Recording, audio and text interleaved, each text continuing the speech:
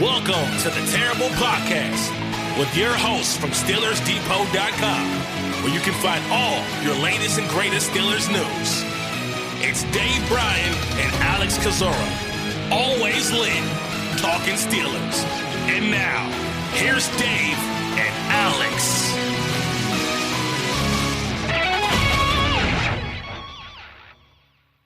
Welcome to the Terrible Podcast, Season 13, Episode 79. He's Dave Bryan. I'm Alex Kozora, SteelersDepot.com. Thanks for being back with us here this Friday, Steelers Nation. Very busy day for Dave and I and for all of Steeler fans here as we get ready for the Senior Bowl, the Shrine Bowl, recapping Art Rooney II's comments. Dave, the bat signal went up. Art Rooney speaking to the media extensively on Thursday, and there is a lot for us to discuss.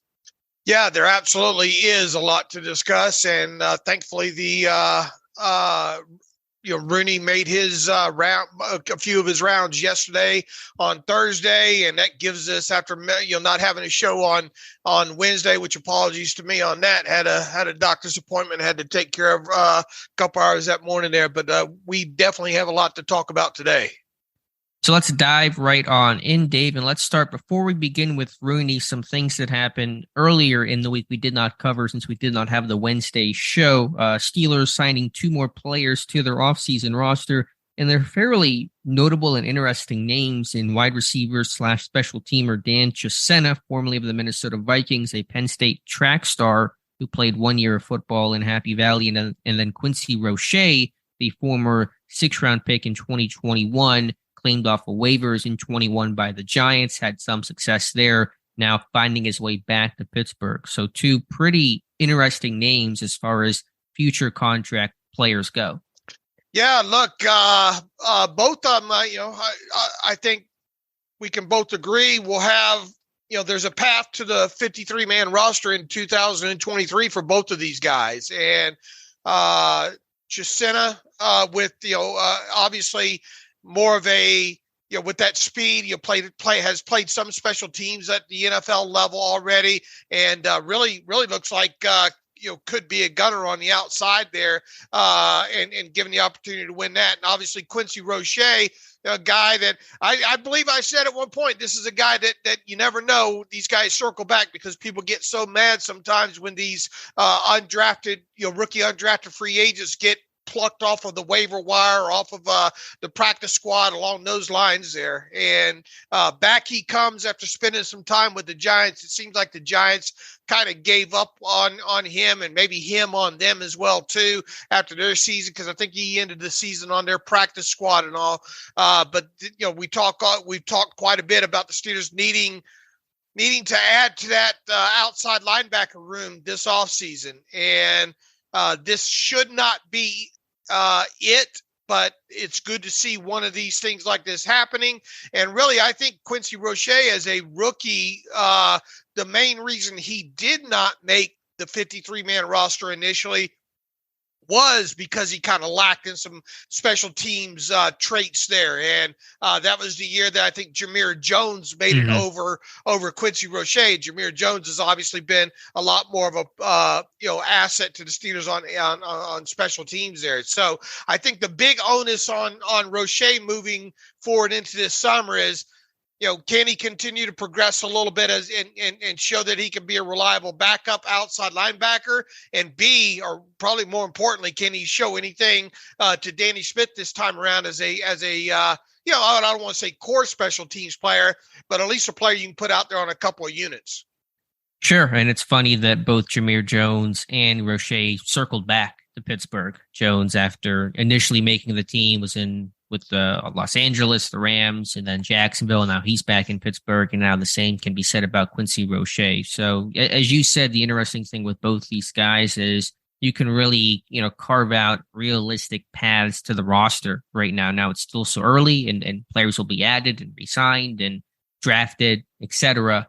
But with Roche, with the depth there being so poor, Malik Reed, unlikely to return, and just really nothing substantial behind TJ Watt, Alex Highsmith, unless this team wants to kind of stick with the Marvin Leal being this hybrid guy. An idea I support, but I don't know if it's one this team will actually continue, then Roche is an interesting name to watch until more names are added. And then Chisena, given Miles Boykin's pending free agency, just the many pending kind of core special team guys in general this roster has right now, to have a guy like Chisena, who has been really just a pure special teamer in his career, again, that's going to give him a potential path to making this team. Look, I made a terrible take out of this, and Roche, returning the other day there. They need to add to that room, and they don't need to stop with Roche. Like to see them potentially add somebody during the draft, if at all possible, and a couple of undrafted free agents as well too. I don't think this is going to be a position on the edge that gets much, if any, attention during free agency. If it is done during free agency, it'll be a very, very low profile, super low profile, super cheap kind of player on top of it. But they need to do something different there behind Alex Highsmith and obviously TJ Watt. And I thought Roche in his camp with Pittsburgh his rookie year, it wasn't a bad camp. It was just that Jameer Jones made such an impact on special teams. I forget the exact numbers, but he was so head and shoulders above the rest of the team in terms of tackles. And because that role was going to primarily be a special team type, because you had, at the time, Melvin Ingram as your number 3. So your number 4 is going to be that pure special teams kind of guy, right, playing only a handful of snaps or defensively a game. And so that's why Jones made it over Roche, but I believe Pittsburgh had every intention to put Roche on the practice squad until, of course, he got claimed by the Giants. And so there's something there with him. He's still a little bit on the small side, and so that doesn't always work best in Pittsburgh. But again, on a futures deal, you have experience now. You played a heavy amount of defensive snaps your rookie year. That's going to make him all the better as he kind of comes back to Pittsburgh. Right. Definitely something to pay attention to, once get into training camp and all. And then Chisena is kind of this cross between Miles Boykin and a Gunnar Olszewski. And I say Boykin because he's that kind of pure special teamer with a bit of size. Now Boykin's, I think, a bit bigger, but Chisena's got, he's listed, I think, 6'2", $195. You see him on tape. He's a pretty big guy. And so he's got this really interesting, long stride, speed, size combination. Usually the really fast guys are a bit smaller guys. It's also kind of like Olszewski because while he's a receiver in name, really hasn't done a whole lot on that side of the football. Caught 3 passes his last year at Penn State, and just isn't a position that he's going to really contribute to this team. Talking about wide receiver, and so there's a mix there. He's not the return man Olszewski is, but interesting guy. And again, with Boykin a free agent, with several names, I wrote about this yesterday for Steelers Depot. A lot of potential special teamers are slated to hit free agency. There could really be a path for a guy like Chisena. I think it's a big reason why Pittsburgh signed him. Yeah, a little bit of an insurance policy because you got several of your guys, Boykin, one of them, Miles Boykin, that not yet back under contract, and you gotta have alternate plans in case guys like that don't make it back to you being re-signed there. I think the thing that stuck out to me the most, just running through some quick things on Chisena there was, man, that speed at the NFL level, it shows up, especially on one kick return, I think is 2020 season against the Detroit Lions there. That guy can turn it on and make up some yards from behind real quick there. So the speed is evident on film. And I think the other thing that stuck out to me was kind of a hit and miss tackler. Okay. Yeah, I think, with Chisena and Roche, both guys had some earlier career success, and then new regimes come in and they start adding their own people. And that happened with Roche and the Giants. That happened with Chisena in Minnesota. So those guys probably both want fresh starts. Of course, Roche returning to Pittsburgh. And so that's probably a reason why, they moved on from their previous teams. But yeah, as much as people don't like it, the Steelers always seem to carry, 3-4 pretty core, vital special team guys. And again, you have Boykin and Derek Watt and Marcus Allen and Benny Snell, Jameer Jones, an exclusive rights guy, almost guaranteed to come back, but technically a free agent as well. You want to add some guys because you probably will lose some of those players. You probably retain some, you probably lose some, and so having Chisena with some experience on Sundays with a profile that's pretty attractive, it certainly doesn't hurt. Absolutely. All right, so those are the future signings. We'll see if any more come down the road, although I think Pittsburgh's getting close to probably being done on those. I do want to talk about Rooney here in just one moment. I want to mention, though, first about Brian Flores. And while there's been no official hire in Arizona yet, we're seeing some of the dominoes begin to fall in the coaching market. The Carolina Panthers hiring a head coach, Frank Reich, yesterday. And so I think that might kind of get those wheels in motion as we get close towards the Senior Bowl and the Shrine Bowl and all of those events. Now, interestingly, in Arizona, it seemed like Dan Quinn, the Dallas Cowboys defensive coordinator, was one of the favorites for a while. He announced yesterday telling teams he is going to stay in Dallas for 2023. And so that really seems does that mean though he was told, does he get that out there because he's told maybe oh, I'm just going to return. Oh, okay, you weren't going to get the job anyway.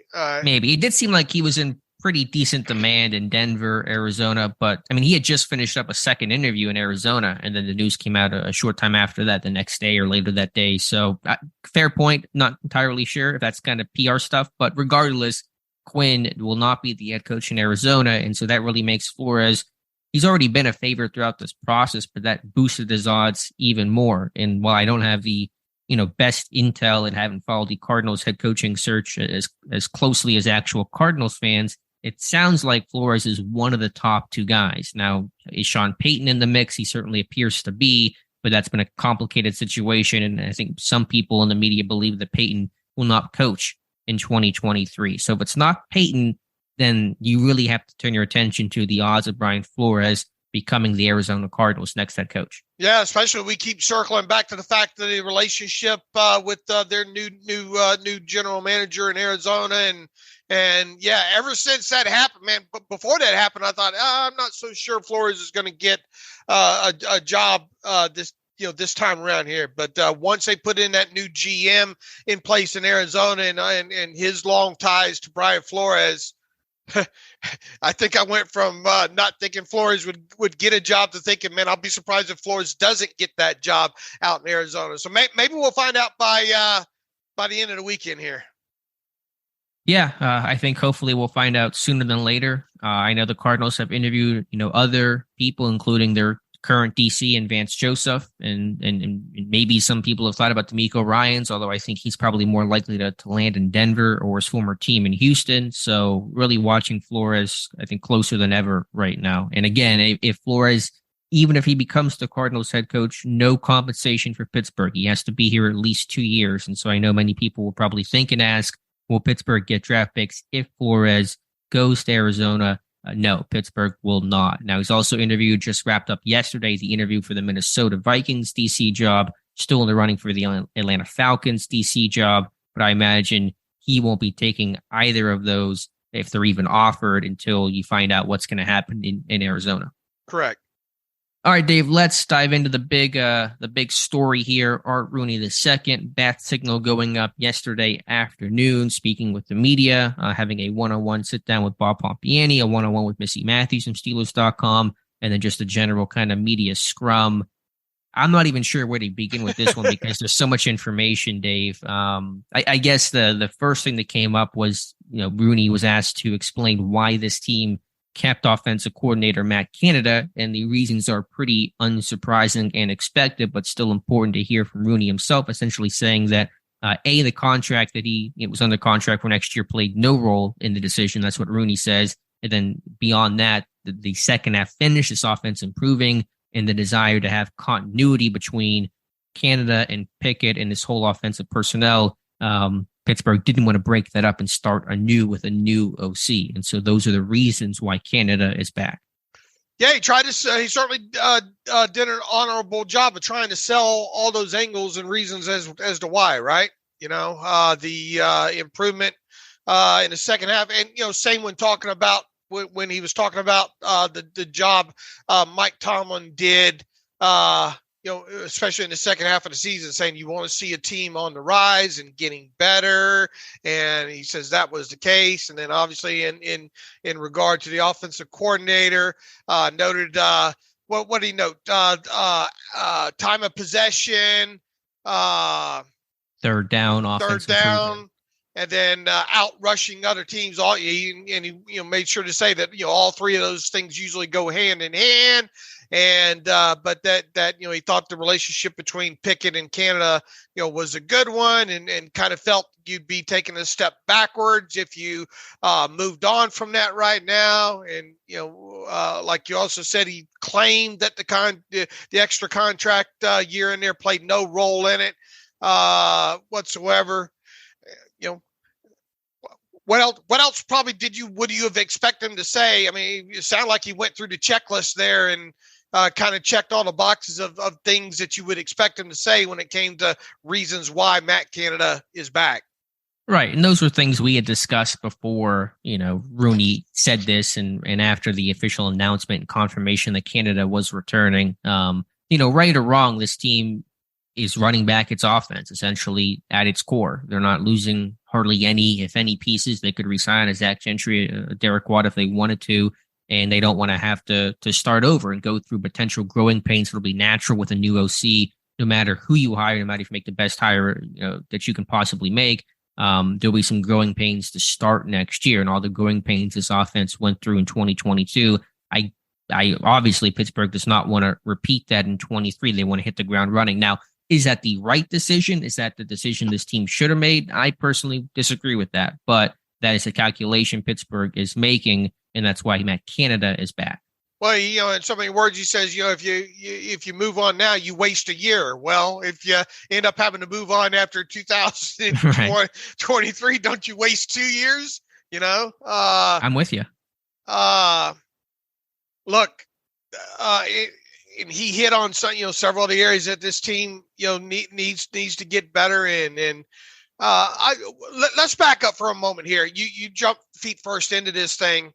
And last night when I was thinking, I went back through all three of these interviews and I thought, man, if when Alex and I talk on Friday morning, and if I'm asked what would be my single one biggest takeaway from everything that Art Rooney said in all three of those interviews on Friday, what would it be?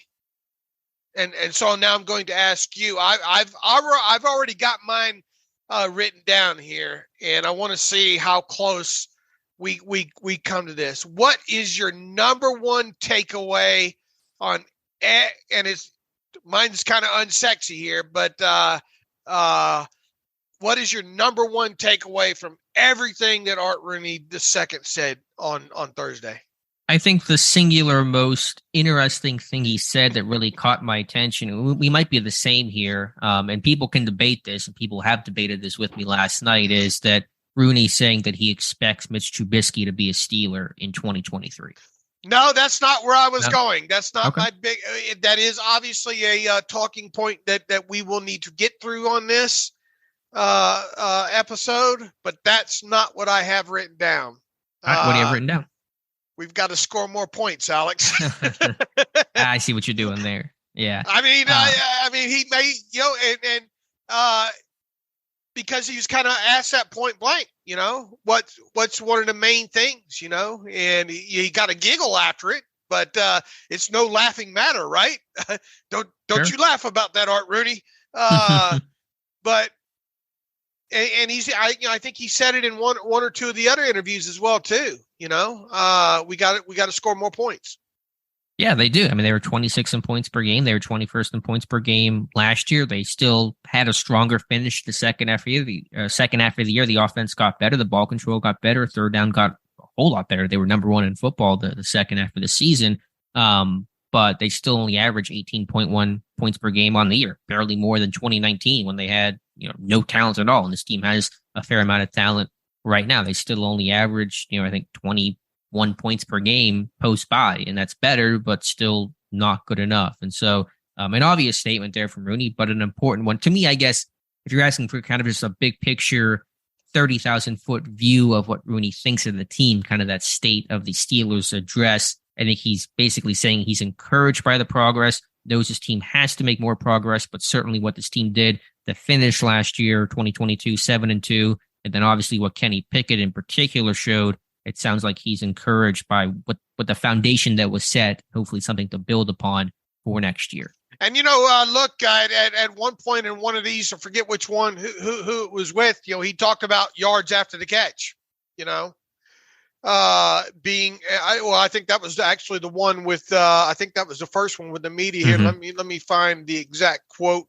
here within that. Yeah, good luck. There's about 800 articles. He says, we need to see more yards after the catch from our receivers. Obviously, we need to be better in the red zone. So definitely some places we need to improve on to, score more points is the bottom line. So he got bingo. I think you get the call that he hit on all the things there. And look, it just so happened that my terrible take yesterday was on yards after the catch. But right before Art Rooney spoke, I'd actually had this in the can. And I'll go over some numbers with you here real quick, Alex. For 2022, the Steelers finished last in the NFL in the regular season in yards after the catch average at 4.05. To add you some perspective to that, the top 5 teams were the 49ers, Chiefs, Panthers, Lions, and Eagles. All had an average yards after the catch number of 6 or more yards. You want to drill that down a little bit further here. The Steelers had 3 players with 50 or more receptions. They were obviously Deontay Johnson, Pat Freiermuth, and George Pickens. Those 3 totaled 201 receptions, which was roughly 55% of all receptions on offense. Combined, those 3 players averaged just 3.17 yards after the catch. And thankfully, Freiermuth kind of carried that group with a number of 4.48. What's even more concerning, and I wrote, and we talked about this quite a bit here, of those 201 combined pass receptions that Deontay Freiermuth and George Pickens had in 2022, just a smidge over a half of them went to comeback, curl, or out routes. And obviously those aren't overly conducive to producing yards after the catch. And when you look at this offense last season as a whole, as a team, 38.7 of all completed passes that they had on offense in 2022 went to players running either a comeback, curl, or out routes. And only the New Orleans Saints had a higher percentage of completed passes to that grouping of routes than the Steelers did. And in case you're curious, the league average last year when it came to those completed routes, to those 3 kind of routes in totality, a comeback, a curl, or an out, was 29%. So the Steelers were a good almost 9%, 10% high when it comes to that. You've got to figure out a way. We're broken records here. Find a way to get the football in hands of players on routes that allows them to be more conducive after the catch. If we're going to see this offense take the steps that Art Rooney wants to see this offense take the steps in, I don't see how you do it without having a higher yards after the catch average. No, they have to have it. And I think certainly part of that can be player and personnel related, but I think a large part of those issues were schematic, especially the first 6 weeks of the season. But even throughout, just so many, as you said, sideline routes, they were kind of playing in such a confined space that didn't allow those guys to have those yards after opportunities. All the sprint outs, all the curls and comebacks, and just things that didn't allow for those run after chances. I mean, Deontay Johnson, and again, I know people will, mock the running backwards, and that was an issue, but it's not the central reason for the numbers I'm about to present. But his yak last year was 4.9 yards per reception. This year is 2.7, and that's just not acceptable. That's a drop that is by far his career low. And so again, he's got some issues to work on, no question about that. But schematically, this team has to find a way to create more run after chances. That's kind of what Matt Canada built his offense around in college, just not applying it now to the NFL. I mean, look, he's asking for a lot of things to happen here and expecting a lot of things to happen. It's going to, this is this is no small task, in my opinion. Familiarity and all. They really need to see a big jump in several things here out of this offense. Oh, yeah, they do. And it was interesting. It was a departure. Usually Art Rooney's the one talking about the need to improve the run game. Got to run the ball better this year. He literally says, quote, "I think we need to improve on the passing game." And so, I mean, it's factual, but it is funny to see that script flipped. And so that'll be where this team has to make strides. You think that they would. And the reason, again, for bringing Canada back is for that continuity and for those guys to all make a jump, whether you're talking about Kenny Pickett, George Pickens, and Jalen Warren and this offensive line, not going through its growing pains that it went through as they adjusted to Pat Meyer's different, more aggressive pass pro system. And so that is this team's thought and calculation is it's a young group. It got better. Let's bring them back. Let's kind of carry over the progress we were making into 2023. Yeah, and if there are new pieces to this offense, there won't be many of them, and you would expect, or you will be expecting them to hit the ground running in this thing. And once again, it goes back to the Kenny Pickett, expectations in the first 6 games of the season. No more of this starting slow. I mean, got to see an average I think a minimum of 20, 23, 24 points scored in some of these games early on. And I mean, it's a tall ask, I think, and look, they did run the football better in down the stretch there. They did possess the football. They did they look good in some of those metrics, but they still were not getting yards after the catch. They still were not getting explosive plays. They were not putting the football in the end zone. And really those things kind of matter more, right? Yeah. So, I mean, it's a tall task here for Matt Canada. Right. Everyone knows this team has to score more points. That's an obvious statement. Doesn't take a football junkie to know that. How do you actually accomplish that? Take care of the football, which this team did the back half of last year, and then either have explosive plays to put the ball in the end zone from 30, 40, 50 yards out, or be able to finish in the red zone. And this team did not create enough explosive plays over the last 2 years. They're 30th in explosive plays of 20 plus yards, both run and pass. And then the red zone, they're like that Jim Carrey movie 23. They're 23rd in red zone in 2021, 23rd in red zone in 2022. And that's not good enough either. They have to finish drives. And so what are the more specific things to actually increase the points per game? It's more explosive plays. It's a better red zone offense. And Rooney essentially talked about both. Right. Let's see what else from Art Rooney. Let's talk about Mike Tomlin.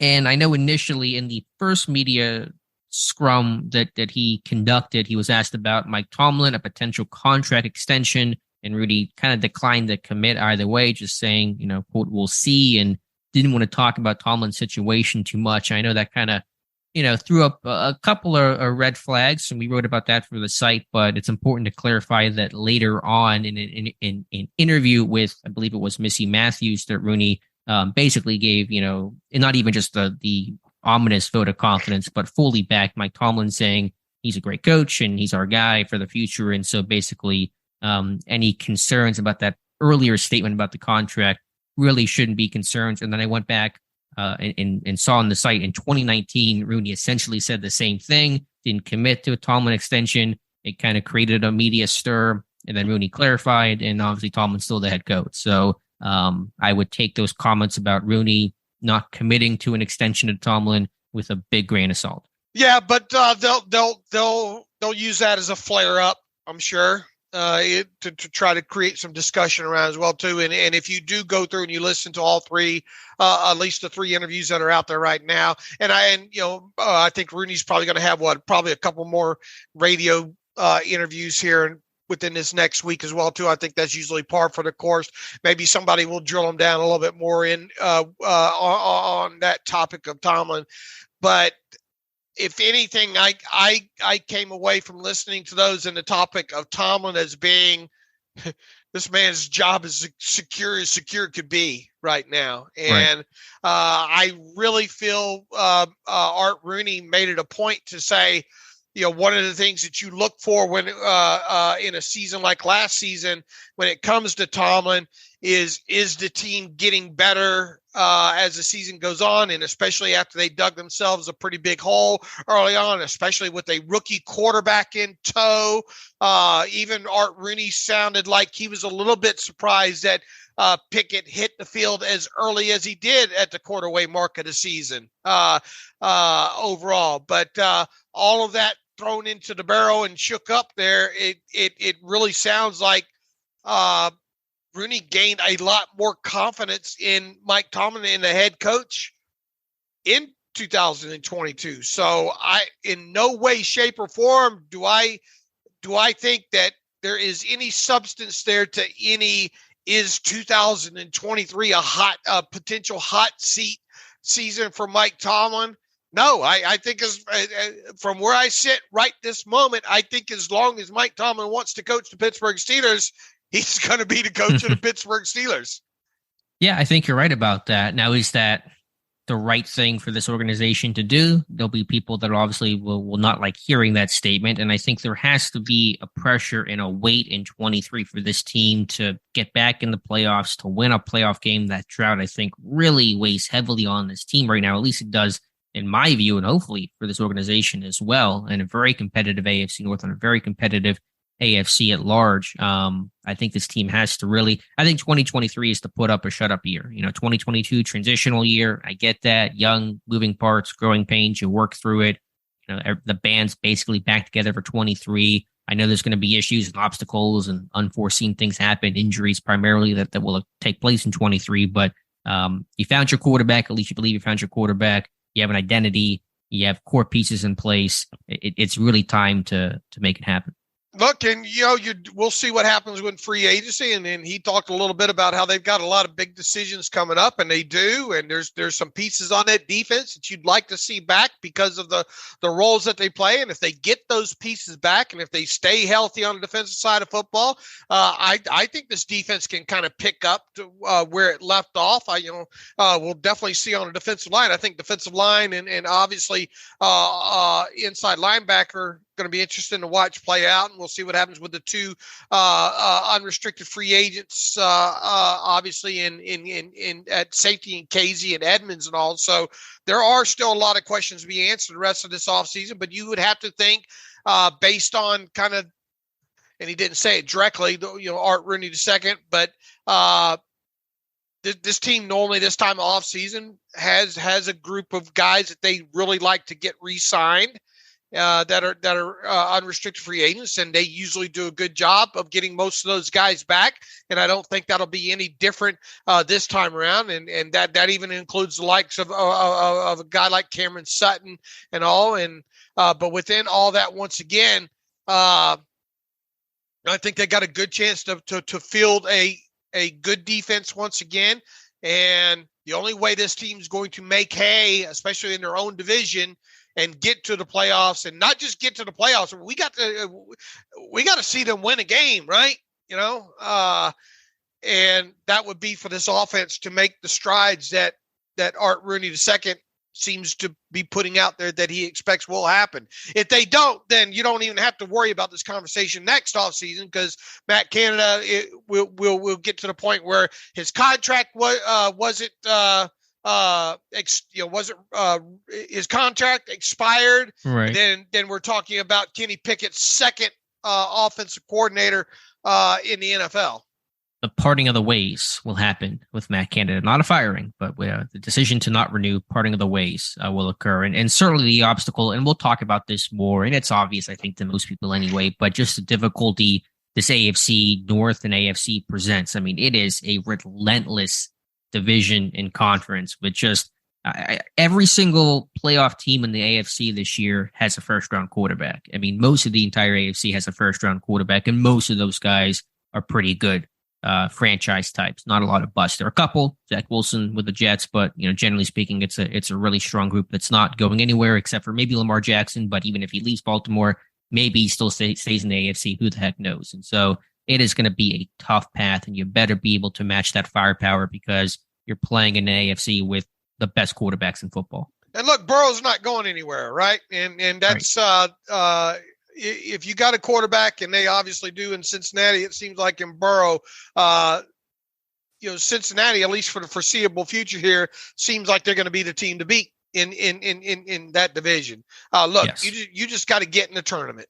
And hopefully be a team on the rise. And it's time for the Steelers to once again be that team that at least can make the playoffs. And they need, I feel like for 2023 to be a success for this team, they've got to not only get into the playoffs, but they have to win a playoff game. And right now, that seems like a bridge too far right now. But I mean, we'll see.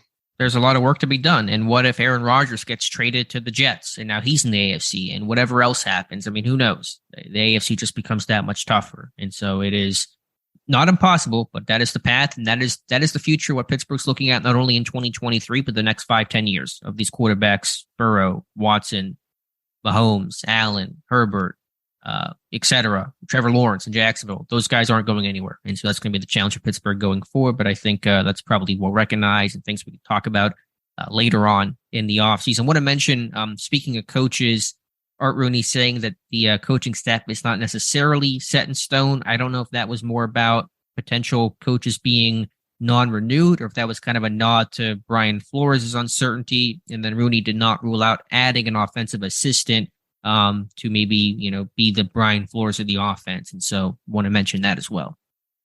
Look, it was almost around the middle of February last year when Flores was added, right? Now, of course, his situation was kind of a little bit different with the, lawsuit and things going on and all like that. But this thing could get into February. I mean, we don't even have all these new head coaches in place yet, right?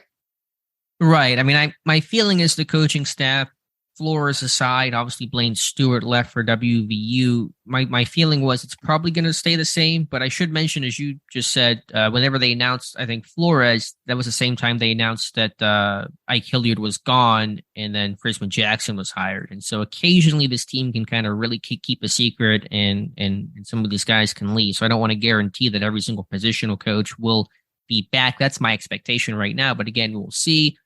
There's been some, I think, local beat guys that have thought maybe Danny Smith retires. He's a football lifer. Again, I'm going to work under the assumption right now that he's returning until told otherwise, but probably should give it until, right around Super Bowl time to assume this coaching staff is set in stone.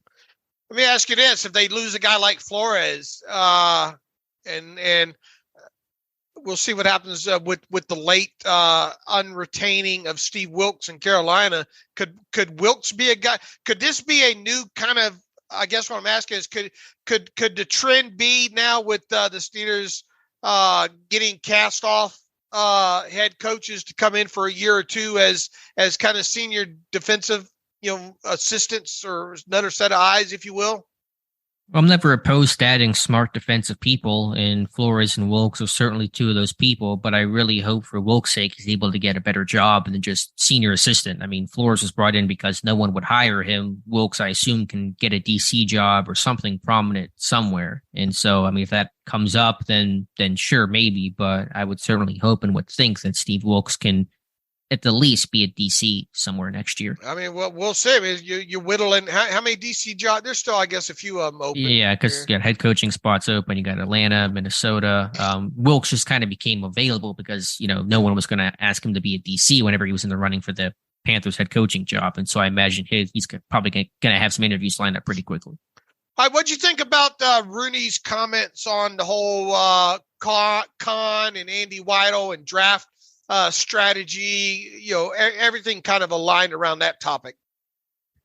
Yeah, he just said, there's some changes happening, really nothing unexpected. Anytime you're switching from, Kevin Colbert, who was with the team, running the team for, over 20 years to a new regime, even if it is a promotion, in-house guy, Omar Khan, and then an outsider, Andy Weidel, younger guys, different backgrounds, different ways of doing things. And so, Rooney didn't specify exactly what's different. Not that I would expect him to do so, but we can imagine that analytics will become more important. This team may make more trades in the draft and have more flexibility, especially trading down.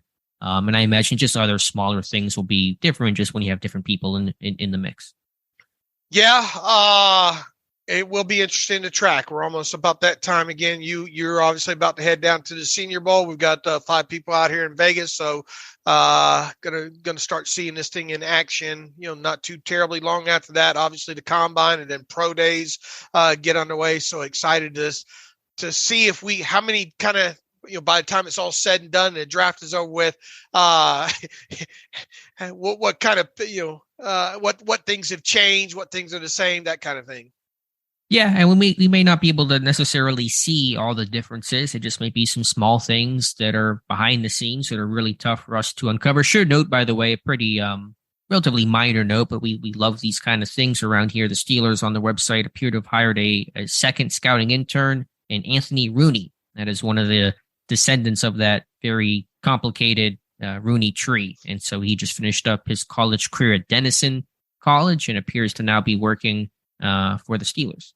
All right. Good spot by you there. What else did Art Rooney have to hit on? Talking about Alex Highsmith, didn't have too much to say other, when it comes to potential contract extensions with him, saying we'll see what happens.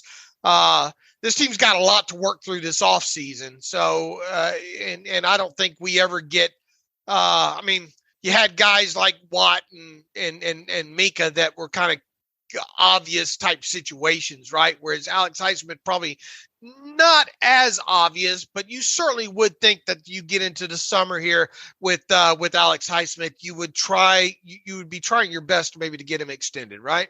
I would imagine. Again, it's a little harder to slot price point with Watt. You knew, okay, he's the highest paid defensive player in football. That creates a pretty good number to start with. Same with Minka, highest paid safety in football. Highsmith won't be either of those things. It's a little more complicated, but I know I'm sure those conversations have not really even happened yet. This regime right now is so focused on their first full off season. That'll be a thing that may start in June, but we're a ways away from that.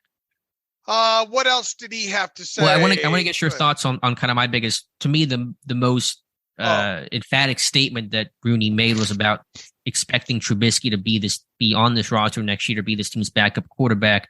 I know there's no guarantee of that, and we viewed, Trubisky as a strong cap casualty candidate. But to me, I thought that was a pretty strong statement from Art Rooney. Let me just read what he said here. Quote, "It's still early in the offseason, but I expect Mitch will be on the roster next season and be an effective backup when we need him. I think he showed we can win with him. I think he'll be on the roster next year." Again, don't want to guarantee it, but when your owner says, I expect this guy to be on the roster, we like this guy, that generally means he's going to be on the roster. Look, you just nailed it right there. The way, had he skirted around it a little bit more, I would think there would be some question to it, but the way he said this, I'm going from thinking that there's a good chance that Trubisky will be gone to thinking, man, they're going to have to find a way to work around that $8 million salary now. Because and this is even on the here now. How much pushback will there be from Mitch and all like that? Because there was obviously what he had to say a couple of weeks ago, or at least after the season, that was framed really kind of, I think, dealt with by ESPN. It's kind of a throwaway comment, but he said, I didn't really have a long time to think about the decision in free agency. I wish I would have taken more time, not just signed the first day of free. And long story short, in the way his first season went, kind of the way you can make an argument that he didn't deserve to be benched when he was. I mean, was it going to happen at some? Well, look, we all know at some point in 2022, Kenny Pickett was going to see the field. Right. Should it have happened as early as it did? That's obviously up for a debate. I mean, and Art Rooney said, look, it ended up playing out well, which it did. I think it did end up playing out well. But the factor of the matter is how does Mitch think it played out? Not as well as the Steelers think it played out. Right. So, but in short, if Art Rooney II, the way he answered this question,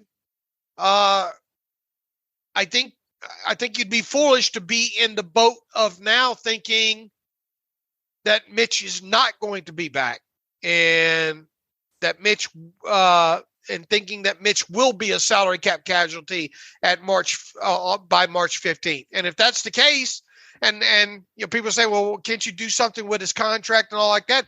Really, there's nothing that you can do with it unless you're going to add some dummy years onto it, some void years onto it, and lower his cap hit that way. Mitch ain't taking no pay cut. Right? He's going to say, no. You want to give me a pay cut, release me. I'll at least get my $8 million in a 2-year total contract. I'll get $8 million of it up front with another team there. So he's not going to lower his number for you. You don't have any room to work with on any other kind of restructure where you can move money around there. So they're going to have to now, it sounds like, figure out a way to accommodate an $8 million backup quarterback salary on the roster.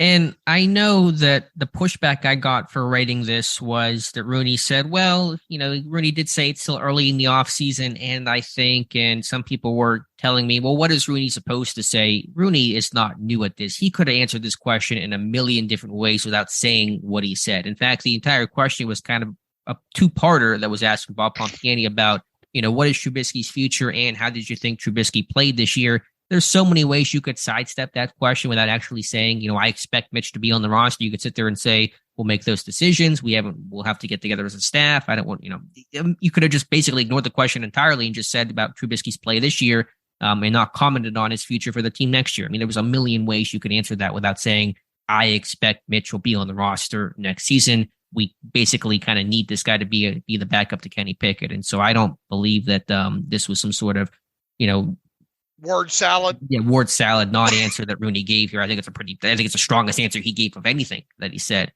in his media rounds yesterday. I agree, and with everything you just said there. And look, we've done this a long time. We know also when to look to the sky, when to look for the bat signal. We have. And some of the other answers he just gave this past week, I don't want to speculate. I don't want to he makes sure when he doesn't want to give true thoughts on something, he knows how to work around it to leave some question to it there. It really does feel like he did not do that in this situation. Now, obviously, can things change? Can Mitch go throw a tantrum and get it and work his way out of here? Sure. Nothing's impossible. But within all that, the way he answered this question, and look, I have been the biggest thinker of the day Mitch Trubisky signed or the day that Kenny Pickett was drafted, of thinking that Mitch Trubisky would be one and done in Pittsburgh with an $8 million salary in 2023. And I was really even thinking that up until yesterday afternoon. Yeah, and I'm with you. And now my thoughts have changed pretty dramatically. Now, I think the thing that could change, to your point that you just mentioned, is what if Trubisky just wants out? He does not want to be in Pittsburgh next year. He's basically said he regrets signing in Pittsburgh, or at least doing so quickly. He's went from captain and starter to now backup in a total backseat role here. He wants out. He wants to go somewhere else. He believes he can still start. He's probably still pretty pissed he got benched because, as you said, it was kind of, a surprise. It was a surprise benching in week 4 against the Jets. So that is going to be the thing. What does Trubisky want? Is he going to kind of force his hand and put some pressure on this team to let him go elsewhere? And the only way, look, if there is any value to him and he does pitch a fit, unless it's just blatant ugliness, which I don't think Mitch is that kind of guy. But it's the whole volunteers on hostages thing. That's right. Tomlin's whole thing. Well, if that's the case, and I try my best to get him out via some sort of deal, but is there a team willing to take on? It would have to be a team that would want him to come in and do the same thing that he was asked to do in 2022, which was, here, hold the steering wheel for about four games. While we get this young kid behind you ready, so Look, I mean, long story short, based on what Rooney said, I think he's going to be here in 2023, and I will now need some sort of sign or something to happen for me to go back on the other side of the fence again. Same. And I think with Trubisky, I understand that he probably wants to compete somewhere. I know there's always jobs, opportunities. I don't know where he would compete for a starting job. I mean, you're going to have potential quarterbacks get traded. It's a strong quarterback class. Unlike last year, you're going to have multiple first-round picks at the position. I don't think he's going to really get to compete somewhere. So if I'm his agent, I say, yeah, I hear what you're saying, but you can make $8 million to be a backup this year. If you get released, will you make that much money elsewhere? Will you really be, guaranteed a chance to compete, or will you end up as a backup playing for $4 million next year? What is the calculation there? So if I'm his agent, I know Trubisky probably wants out, but I might say, hey, grass is not always greener. All right. And, the Steelers might be looking at it is look at all the quarterbacks that took snaps and, starters and backups in 2022. And, probably at some point during the 2023 season, we might need Trubisky to play a game or two. Sure. That's exactly right. I mean, 65, I think, quarterbacks started this year, 80-something played, and Pittsburgh certainly valued having a veteran, experienced quarterback room. That is, to me, the number one reason why they decided to not deal Mason Rudolph, for the experience, for the protection, in case there were injuries. And so, again, people may brush aside these Rooney comments. To me, that is, I heard that and said, okay, well, that's one of those headliney things right off the bat. Okay. And it was one of the big things that he had to say yesterday, in my opinion. Another thing Rooney said that was kind of more matter of fact, although a little less consequential, is that he expects his team to play an international game in the near future, was his words. Quote, in the near future will be in another international game. We're kind of the feeling that'll be in Mexico in 2024. No Mexico games this year, as that stadium's being renovated for, I think, the future World Cup, I want to say. But we expect Pittsburgh to play outside the U.S. sooner than later. I think it's going to be in 2024, and the only question is, will they? And he was asked about, is there anything in the lease that says it can't be? They can't give up a home game for that. And Rooney says basically that the lease doesn't matter, and when it comes to all that, so it's just a matter of are they going to be the home or the away team? I feel like it's all but done. At this point, he talked about how they have a preseason TV game deal in Mexico now, and obviously the radio broadcasts, and how the way the NFL's lined up these international markets and territories, I guess, for teams now. All of the sign. I'm surprised it hasn't happened already, to be honest with you, because weren't we in a couple years ago? Didn't it seem like it was almost felt like a done deal? The Chargers and the Steelers in Mexico, and I forget how. Was that COVID that pushed knocked that out, or was that something else? It might have been there, but it felt at the time that we were going to see that kind of stuff, and obviously it didn't. And the Steelers obviously haven't played an international game since they went to London and played the Vikings. So at this point, I will be shocked if they're not in Mexico in 2024. But you got some great opportunities there. And if indeed they did have to give up a home game to do that, man, the Dallas Cowboys will be on their schedule, and those are two big, huge draws in obviously in the Mexico market there. That game would be over the top there if they had those two. If you want to talk about potential teams that they could play over there, if the Steelers were the home team, I think the Raiders are on the schedule in 2024 as well. That could be a potential, game as well. Yeah, I think Dallas, Pittsburgh, and Mexico City 2024. That sounds like a game to me. So I think buy your tickets right now. It is really surprising. It'll end up being more than a decade since the last time Pittsburgh played an international game for one of the most recognizable, marketable teams in football. I can't believe the NFL has not had this team play outside the U.S. in over a decade. Right. And, I do think that they do want to get to Ireland, at some point, but it doesn't it sounds like it's more Germany for the next little bit here, the push for, the league when it comes to overseas type markets and all. Right. 2 games in Germany in 2023 to make up for no game being held in Mexico. And so, that is more of a next year thing, but certainly something notable from Art Rooney. What else did he have to say, Dave? I'm just going to kind of scroll through about any other maybe smaller things that Rooney mentioned. I think we've kind of hit on the important parts. I think that's basically everything Rooney had to say that was super notable. He didn't really give any strong hints as to, he was kind of pressed about, what one area. In other words, they tried to get him to drop some hints about where the big push might be during the offseason, maybe positionally, as it would relate to the draft. And all they could get out of him was, we need to score more points. We got the Matt. He did make a comment about the O-line being a little inconsistent. Yeah. I don't know if is that a signal? Here's my thing, because usually you do get kind of that clearer Rooney mandate. You got that in the sense of the pass game needing to be better, this offense needing to be better, but it sounds like they're going to do it just through the continuity and just having guys grow more so than opposed to adding a bunch of pieces. I don't think you would probably agree with this. I don't think they're going. If they add an offensive lineman in free agency, it's more likely to be the bottom end of a cheap veteran. Probably, yeah. I don't think they're going to make the big splashy signing in free agency for an offensive lineman. If they were to do that, it would be more of a draft thing. All right, but I do think that I don't think you can totally discount once again, and I've said this a couple of times. One, if not 2, draft picks this year could be offensive linemen. You could have one early, one late.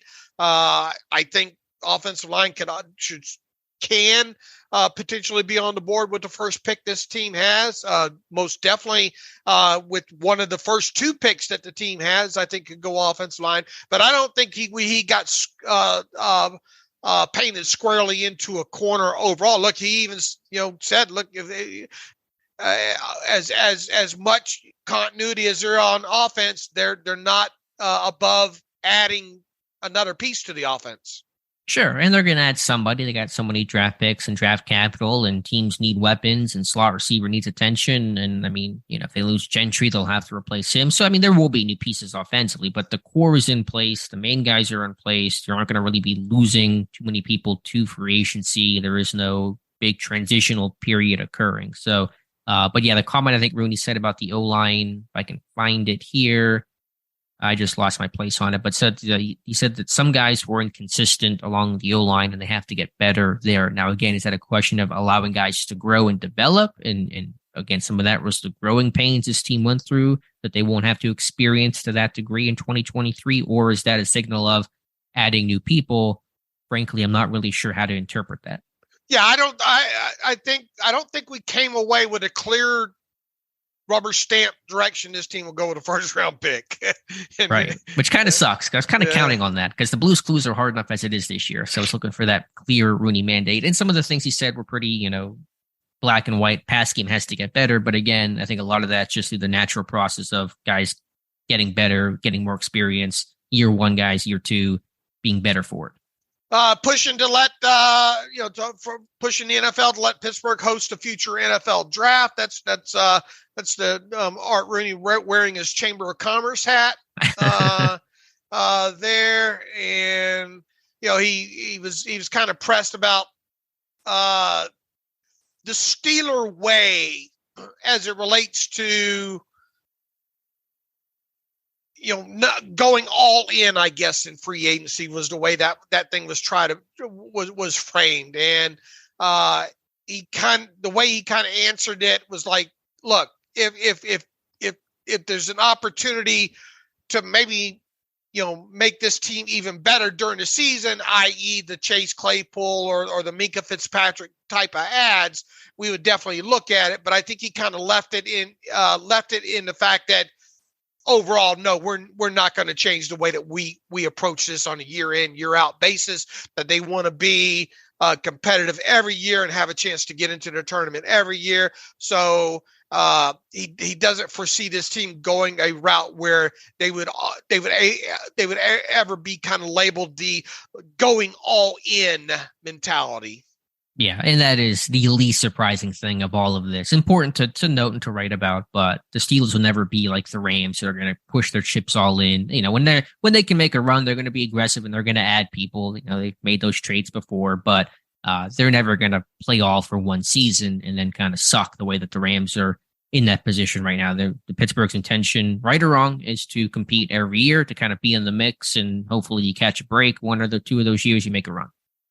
All right, so to recap here, once again, I thought the biggest newsworthy maybe aspect of it was what you said, the comments on Trubisky. I think those were, and I guess we're the only ones that caught it, right? I guess so. Until the media listens to this podcast and reads Depot this morning to know right about it, but. That was probably the most newsworthy thing that he had to say when it comes to the three interviews that he gave. As far as the overall takeaway, I felt was we got to score more points. That was the Matt Canada bumper sticker. But you have the feeling, like mine, where they're not going to make wholesale changes to score more points in terms of switching people out. It's really, like I mentioned, building upon the group that they currently have. Is that your feeling? Schematically. Well, even personnel wise, I mean, and schematically, because they kept the UFC. I mean, could they add another wide receiver via the draft to this mix? Yes, they could. Could there be a new starting offensive lineman in this group? Yes, there's a possibility of that happening. How much more is going to change offensively other than schematics? Ways to, like we talked about, ways to open up the passing game a little bit more yards after the catch. If they run this thing back exactly the way they did in this past season, I don't care how much continuity that you have. It just doesn't feel like they're going to get accomplished what they need to get accomplished. Yeah, that's fair. And that might be the concern, is that they're so banking on just running it back and having the guys grow. You wonder where that ceiling for this offense is at. If they're going to be this run heavy approach, but not in that like explosive Baltimore, Philadelphia sense, then what is the ceiling for this offense? And that is a concern. Time of possession is fine and all, but it does absolutely nothing if you're not putting the ball in the end zone. Yeah. There's value, obviously, and Pittsburgh won that way in the short term last year. That was their strategy. Hard to blame them for it. Went 7-2. But is that going to take you to a Super Bowl or really compete in the thick of the AFC race? Probably not. And so you kind of wonder, that strategy will get you to a wild card berth. It'll get you to 9-10 wins. Will it get you beyond that? That's the concern. Right. Look, they needed to be at least a touchdown better, I think, in average points scored, explosive plays, yards after. They better be in the top half of the league in explosive. I mean, in explosive plays and in yards after the catch average. I mean, if they're not, I don't get, you damn sure better be able to run the ball almost to the level that the Browns were able to run it a couple of years. But look how that worked out for them. Yeah, no, that's a fair point. So that is the state of the Steelers from Art Rooney. And if he says anything else, makes any more, media rounds, then we'll try to comment on that next week.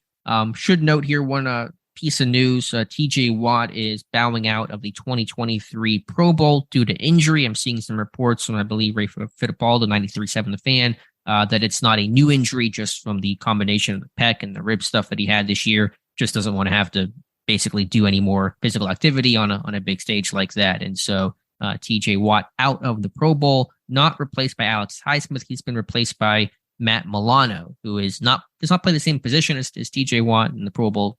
Positions are always kind of weird, but that is the news there. Well, look, and I think a lot of people are upset thinking, this is once again a Alex Highsmith snub, but I think it goes by where these guys kind of finished in some of these things overall. And I think in the fan voting alone, I think, where was Highsmith? He was in the top 10. He was up there. of the entire NFL. Where was he? I think he will need at least one other person to back out for him to maybe have a legitimate shot. And here's the bad thing is they group all these linebackers together. Right. I was going to say, is that how they did it? Just all one big, because I mean, Milano's an off-ball linebacker and Highsmith's an edge. Is that they were all together as one group? I think that's how it is. Okay. I'm trying to see if I can find the alternate stuff. I don't see it off the top here. I sent the chart. I think I don't know what I did. You did, but I'm trying to find the chart. That was from so long ago. I can't pull it up here quickly. But regardless, yeah, Highsmith not currently getting that. We'll see about Cam Hayward if he could get in. If Chris Jones, if the Chiefs win on Sunday, they go to the Super Bowl, then Jones obviously will not participate in the Pro Bowl games. And so would that allow Cam Hayward to get in? I would hope so, but I'm not entirely sure where he slots in terms of first alternate, second alternate, etc. And back to Watt real quick. In one of these three interviews, I don't know which one it was, but Rooney said that even when Watt returned, he doesn't think that he was ever 100%. Okay. I didn't catch that. Was that because of the pec or because the rib injury happened like 2 weeks after that? Or did he not really comment on anything specific? He didn't say specifically what it was, but it was in one of these three interviews yesterday that he did talk about not 100%. Okay. Yeah. I mean, obviously, it'd be foolish to expect Watt to, even with the pec injury, to be 100% whenever he returned. I think he's relatively healthy, but not perfect. And then the rib injury happened. He's dealing with that. And just a difficult 2022 for TJ Watt. I don't think it was in the maybe it was in the Pompiani piece. I'll see if I can find it here, the exact quote that he used. But anyway, start taking us down a different direction here. Yeah, well, one thing we should note here for our purposes, we already have the whole group of guys and gals. Dr. Mel is in Las Vegas for this year's Shrine Bowl, and that I believe practices start tomorrow with the game sometime during the week, I want to say it is. And then myself and a couple other the Depot crew and Jonathan Heitritter, Tyler Wise, and Ross McCorkle will be at next week's Senior Bowl in Mobile, Alabama. And so getting ready for that. Really excited to bring you guys a lot of coverage, both practice reports and interviews. I believe the media interviews will happen for the Shrine Bowl today. I know that Josh Carney had an article on the site yesterday about 10 players to look at for this year's Shrine Bowl.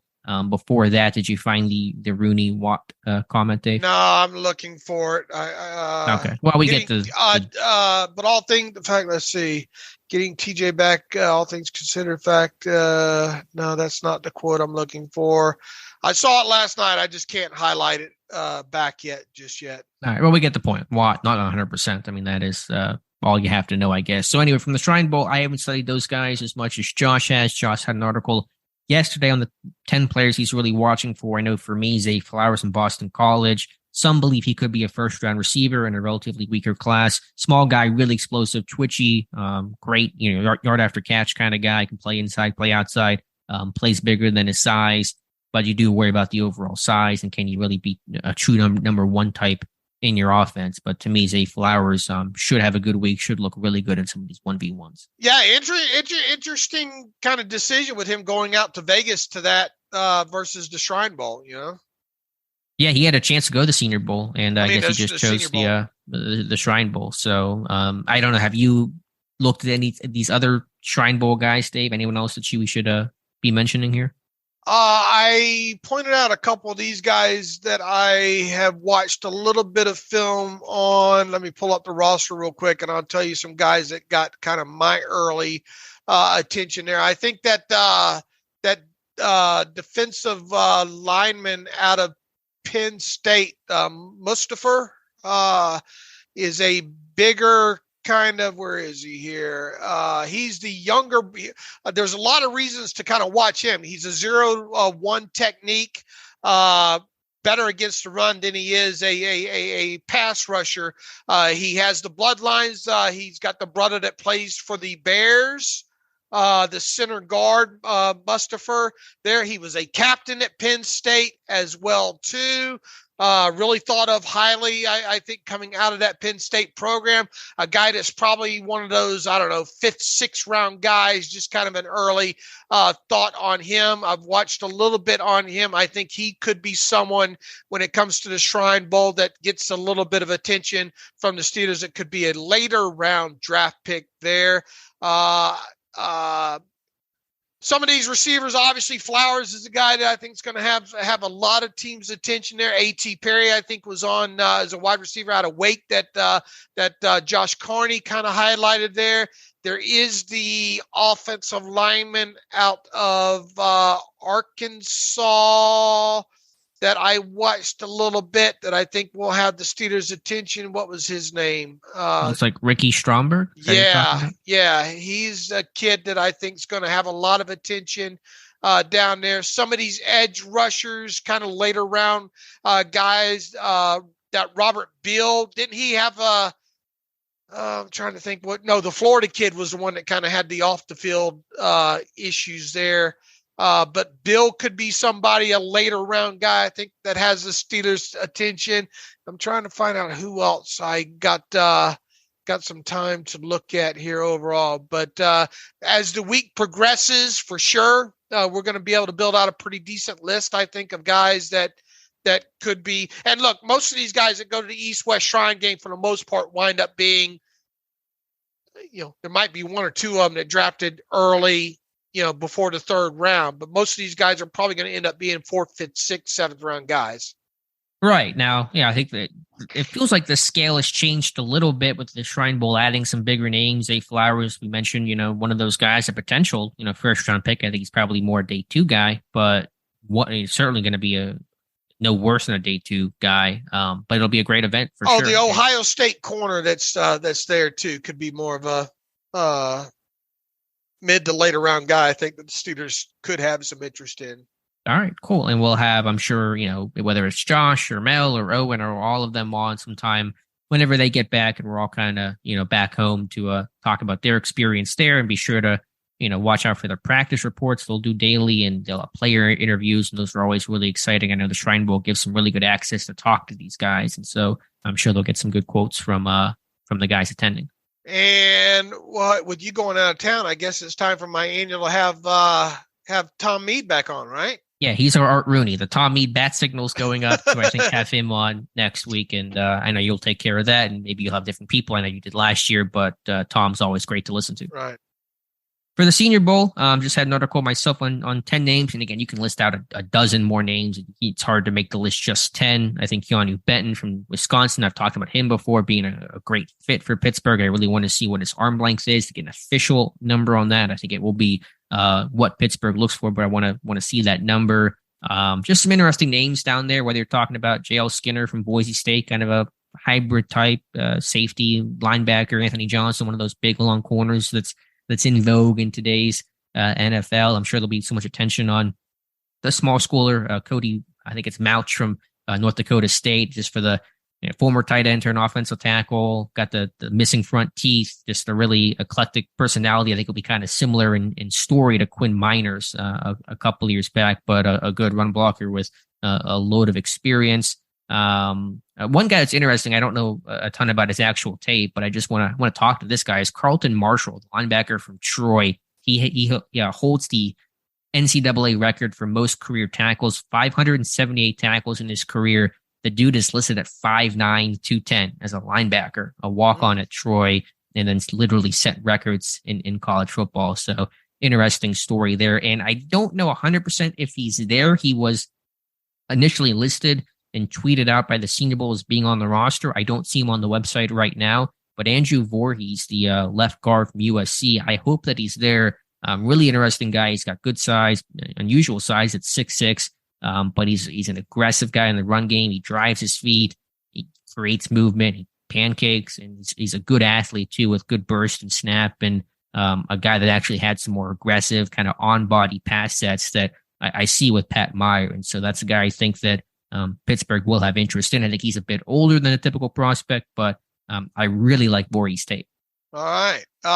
Cameron Brown was the corner out of Ohio State that I was talking about. I wonder if he made I don't see him on the on the final roster, though. I know there was a lot of guys that were announced early, and then through the cycle of this thing happening, some of them either back out due to injury or whatnot. So I'm kind of wondering right now. I'm not seeing him on the roster. I wonder if he ended up making it or not. So we'll have to see. But he's a kid out of Ohio State, a cornerback that kind of fits. It looks like what the Steelers look for at that position. Yeah, I know the Senior Bowl is missing some guys that we thought were initially announced. Devon Witherspoon from Illinois initially announced he's not going to be there. Same with Tyree Wilson, one of the top edge guys from Texas Tech. I believe even the big Baylor defensive lineman, Siaki Iaka. I'm still working on pronunciation. I don't believe he'll be going either. Oh, here he is. I found Cameron Brown on the roster. Okay. Oh, he will be there? Yeah, it looks like he will be. All right, good deal. So a lot of draft stuff coming for you guys, and we have basically our entire Depot crew headed to those places, Las Vegas, Mobile, to catch all the action. Yeah, look, this is really the weekend that I'm able to learn, make these next 2 weeks are where I make a lot of my stride and kind of catching up, if you will. And I've already watched the other night, probably a good 4 hours worth of tape there, trying to get caught up on some of these guys, at least jump out. That jump out at me, the PJ Mustipher, like I said, of Penn State, and the guys that I think that right off the bat that the Steelers will have interest in. And then as you guys filter out the information throughout throughout next week, then I will learn a lot. Now, we do have the NFLPA Collegiate Bowl coming up this weekend. Have you released those numbers on the site yet? That's going to go up later today. I was going to run it yesterday, and all the Rooney stuff came out. I figured no one would even see it if I published it yesterday. So the NFLPA measurements will come out Friday afternoon. Right. I've got all the official heights, weights, measurements, and I've linked all those players to their college bios for easy access as well, too. So make sure you look for that on Steelers Depot today. We will be getting in the East-West Shrine Bowl measurements. Should be somewhere within the next 24 hours. I should have those in my hands, and I will post those on the site as well. And hopefully the same for Senior Bowl. I don't know if the Shrine Bowl does in-person measurements. They're I don't not. believe they do. Okay. They're Senior not Bowl, this year. Yeah, the Senior Bowl doesn't either, and so those will just be released by the actual staff, by Right. Jim Nagy and Eric Galko, I guess. So no in-person stuff this year, which is fine. Any other thoughts here? Any other news you want to get to from Rooney or just otherwise from the Steelers, Dave? Anything else that we did not mention?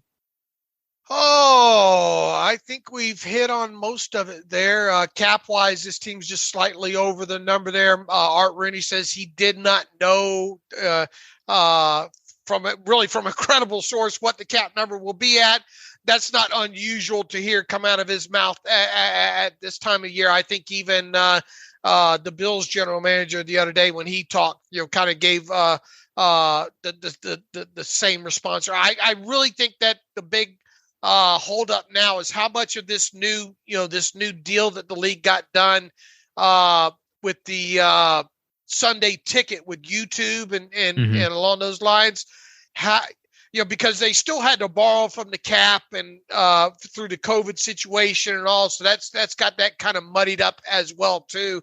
From kind of what I'm hearing, though, is that at a minimum, the cap should be $225 million. And that's kind of the number all of us are working off of right now. Could it come in higher than that? Yeah, I think that there's still a chance of that happening. And obviously the higher that number is over $225 million, the more it works into the favor really of all teams, right? Right. That need cap space there. Could it come in as high as $230 million? I mean, I don't know, because I don't know how, I don't know the exact plan they have in place when it comes to paying back, borrowing of future cap money, and how much the actual revenue from this new Sunday ticket thing will play into this and all. But I would think I'm working off the assumption that at a minimum it'll be $225 million, and with the idea that it could maybe be up as high as $230 million. And when will we know a rough estimate on a rough timetable on about when we'll know? A week before the start of the new league year, I think. Okay. Probably anywhere from March 1st on, we will get what the real numbers will be. Gotcha. One last thing from Rooney. He says he flat out hates the idea of the neutral site championship games that was going to happen had the Bills and Chiefs been playing this weekend.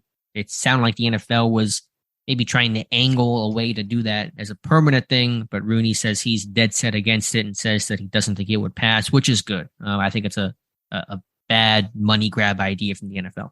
Yeah, to make the way Art Rooney made that sound during a few times he's asked about it, that there's no chance in hell that's going to happen.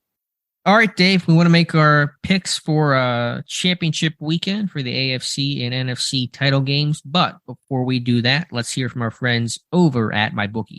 Yeah, look, Alex, it's a new year, a new you, so give yourself a fresh start with MyBookie. Whether you bet to earn or to make the games more exciting, MyBookie gives you the most for your money with their redesigned deposit bonus. Just use promo code TERRIBLE. That's promo code TERRIBLE on a deposit of $50 or more to receive a cash bonus instantly to your MyBookie account. Using this bonus is simple. Bet your deposit amount just once and you're ready to cash out. It's no strings attached with MyBookie. You can bet on the NFL, obviously, UFC, or play for a big share of cash prizes in the weekly online blackjack tournaments that they have. With so many brands to choose from these days, you need a platform that makes it simple to bet and win, like MyBookie. You can bet anything, anytime, anywhere with MyBookie. The new deposit bonus is a 10% cash bonus on any first-time deposits up to $2,000. The minimum deposit amount is $50 and the maximum bonus amount is $200. The bonus only has a one-time playthrough amount, which that means that the bonus doesn't lock you in, which is a major pain point for online gamblers. You can focus in on the cash in, cash out aspect of the bonus and not the percent amount overall. So hopefully you're taking advantage of that with MyBookie and MyBookie at mybookie.ag. All right, Dave, let's make our picks for championship weekend. And Lord, have I been lousy through the playoffs here, but I'm going to get it right this week. San Francisco 49ers playing the Philadelphia Eagles in the NFC Championship game. The Eagles at home, 2.5-point favorites over the 49ers. Is this the week Cinderella's slipper comes off here? Yeah, the Brock Purdy goes back into the pumpkin or whatever. I forget how the whole Cinderella thing goes. Well, the Eagles were my pick before the start of the year, so I'm sticking with them through better or for worse. Just better quarterback play. Maybe can create some more explosive plays. I mean, 49ers a great defense. Both defensive fronts really strong in this one, but I'm sticking with the Eagles. I'm going Philadelphia. I am going with Philadelphia to cover as well, too. Slightly better adjusted net yards for passing attempt numbers, and more importantly, probably a better defense of the two overall. I think this will wind up being the better game of the two, personally. But I have the Eagles covering that 2.5. I have them winning by a field goal, actually, to do that. So I am with you with the Eagles on that. The other game, obviously the AFC Championship game, has the Cincinnati Bengals going to Burrow land. Really? Is that the way they're trying to? The Bengals have been running that mouth, haven't they? Hey, they backing it up. No, Burrowhead, Okay. instead of Arrowhead. The Bengals going to Kansas City. Obviously, the biggest the question going into this is Patrick Mahomes and that ankle of his. The Chiefs are 1.5-point home favorites in this one. How does this one work out, Alex? Now, this line has moved, I know, throughout the week. I believe the Chiefs opened up initially as favorites and it pushed to Cincinnati and now back to Kansas City because it seems like Mahomes obviously will play and doesn't seem to be too hampered by that ankle injury, whatever, degree of sprain that it is. Man, this one's tough. I look at this Bengals defense. That defense is still so underrated. I know that Burrow and Chase and those guys get all the love. I mean, this Bengals defense held Buffalo at home in Buffalo's place to 10 points, completely shut down Josh Allen, completely took away Stephon Diggs. I've been talking about how underrated this defense has been for the last 2 seasons now, and that may be the difference in this game. They did it last year. They'll do it again. Cincinnati over Kansas City. Wow. Okay. If you look at just the regular season defensive adjusted net yards for passing attempt stat on both these two teams, they were the same at 5.8. So very comparable there. The Chiefs had a slightly better offensive side of it and all. And I think that Bengals offensive line, even though I think they did overperform against the Bengals, boy, they were pushing them off the ball. I mean, you got to really tip your hat to what they did in that game against the Bills there. I think the difference in this game really winds up being the Chiefs defense to me versus that Bengals offensive line. I have the Chiefs actually winning this and winning it by more than a touchdown as well. Oh, wow. Too. That's why I said I think my breakdown of this has the Eagles 49ers game being the better of the two. And I think the Chiefs find a way to pull away at the end here and easily cover that line against the Bengals. All right, we shall see. I won't get the only bad thing about the Senior Bowl for me is I almost never get to watch championship weekend because I'm always in the air on Sundays. So you let me know how the games go. All right, Dave. Let's get to some reader emails and close out today's show. All right, let me sort these real quick here. Let's go to Jesse Hernandez. Says, I have 2 interesting different questions. If both of you were granted a one-on-one interview with Art Rooney, what would be the first 2 questions you would ask him? And second, what's the craziest sports bet you've done online? Yeah, I don't want to get into I'll tell you this about the sports betting question. I don't even watch basketball anymore for the most part because it used to get my butt kicked on that. I'll leave it at that. But as far as the interesting different, let's see, what would be the first 2 questions you would ask Art Rooney II? I think it was a great question that Pompiani asked about Mitch Trubisky and his future. I think I might have tried to drill him down a little bit harder on maybe an extension for Alex Highsmith this offseason. I don't think you probably would have gotten more out of him as far as where his head might be at, priority in the draft. I don't know. I don't have a good answer of maybe what my top 2 questions would have been. It obviously would have been related, I think, mostly to the offseason here. Yeah, I'd have to really sit down and think about that because not only do you want to ask a good question, you want to ask a question where you would hope and would think to get a good answer. That wouldn't be something that could kind of be just owner spoken away with some sort of cliche. I mean, a question of, where do you want to prioritize in the draft is a good one, but would you get the answer that you wanted? Probably not.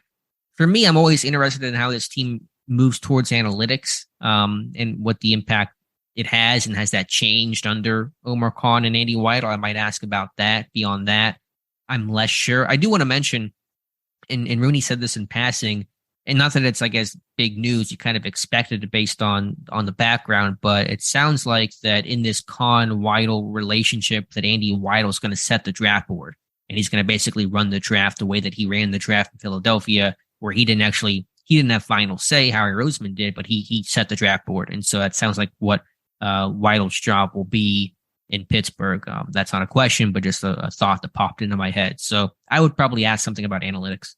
All right. Let's see. DW Dustin writes in a question about coaching philosophy in the NFL. It seems that the NFL is the only league where you have offensive head coaches and defensive head coaches, where a coach of a certain background really struggles with the side of the ball that they didn't come up in coaching with. Why do you think this is? He says, with dynamic offenses being so crucial, why is it so difficult for a coach like Tomlin or Belichick to pick up on those trends? Even Juju referenced as much after working with Andy Reid and his understanding of offense versus what he'd learned in Pittsburgh. I don't think that it's that they don't understand what's going on. I mean, especially some of these longtime head coaches, you can't tell me that Belichick doesn't know what's happening on the offensive side of the football. Sure. Yeah. I don't have a great totally answer get the question. I mean, I get it. I understand what you're saying. Every coach has specialization. Every coach has a background in something where, they're a greater expert on one specific, aspect of play, one side of the ball or one position, as opposed to the other side. That's just kind of how it is, to get coaches that do both. I mean, very rarely do you see coaches that flip-flop on both sides of the football, that they have like a defensive coaching background and an offensive coaching background. There's a couple, I think. So Juan Castillo was like an O-line coach and then a defensive coordinator. I mean, just something, that you don't see that often. I think it was in Philadelphia for a long time or something like that. I mean, it was weird to see Matt Patricia on the other side of football. Yeah. And that obviously crashed well. and burned. Yeah, really, really poorly. And so that just, I think, how it is kind of across sports and in the NFL. Generally, you kind of stay on one side of the ball. And so when you work with that every single day and you're in the meetings every single day, and that's how you evaluate and grade and that kind of thing, I mean, that's just kind of how that goes. But to your point, just in the way that Andy Reid might not be the defensive expert, he's still aware of the defense and, could coach it up if you had to. So, I think it just the way specialization works. I don't know how much hyperbole was involved in some of the things that Kenny Pickett just said during his media rounds and all like that, but saying, how Mike Tomlin, usually mapped out the way games would go on a week-to-week basis, and was seemed to be right most of the time there.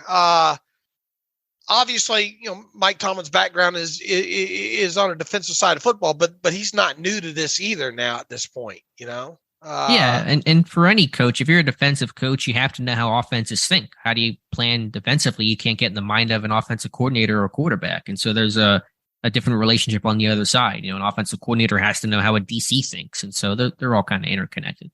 Adam Gesk wants to know, is Deontay a better fit at X than slot only because of Canada and offense's poor use of slot wide receivers? He says, what is it about Deontay that makes him an X while guys with similar size and skill sets like Zay Flowers and Josh Downs are viewed as primarily slot receivers in the NFL? He says, I understand the need to beat press on the outside, but often see outside cornerbacks giving cushion while almost always see a slot cornerbacks right at the line of scrimmage. What am I missing? Well, look, Deontay, usually it's because he's a backside guy, and you want your backside guys to be able to win in all situations, press, off, all like that. So to simplify an answer here, I think because your X is usually a backside isolated guy, you want him to be able to win in all situations. Yeah, I mean, it's an interesting question. I think generally the X is kind of your best receiver, and the X, if you're a top receiver the way that he was, I'm sure in high school, the way that he was at Toledo, you're the every down guy, and so you're going to naturally end up playing on the outside because teams are going to be have an outside receiver every single play essentially, and teams may be in 11 personnel only 70% or 50% or whatever their offensive scheme is, and so generally those guys just kind of grow up playing on the outside.